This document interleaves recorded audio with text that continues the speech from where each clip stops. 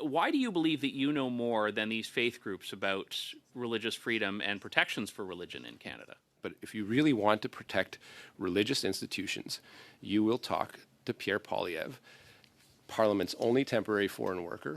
WTF. Here, here.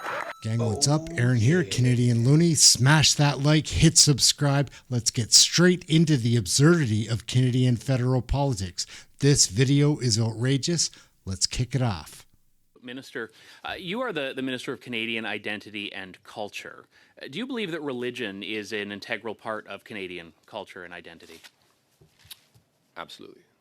So you obviously know where this is going. On October 30th, when you were the chair of the Justice Committee, you spoke about how there is, quote, clear hatred in some verses of the Bible and Torah, and that prosecutors should be able to have the discretion to lay charges if someone invokes a particular scripture that you find objectionable. So how are you standing up for the various diverse communities, faith communities in particular, that you extolled in your opening statement, when you believe that sincerely held religious beliefs should attract prosecution?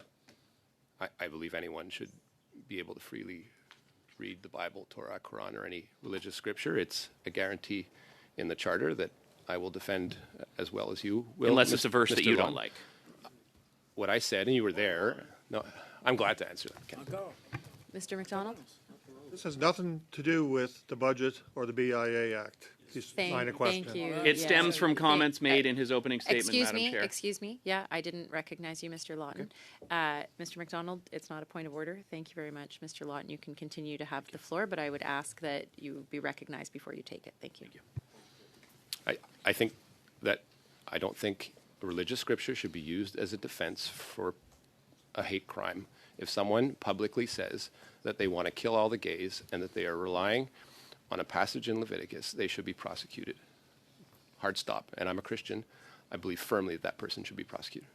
And that would not be a good faith usage of Scripture. That's your debate, but sometimes prosecutors may be prevented from laying charges because there's some hesitation. I think it needs to be clear in the law, and I think you would agree with it, and any reasonable person would as well.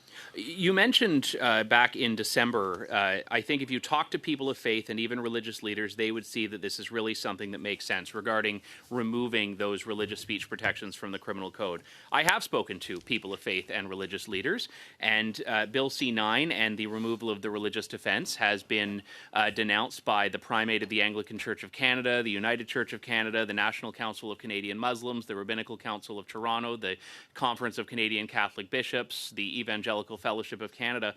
Why do you believe that you know more than these faith groups about religious freedom and protections for religion in Canada?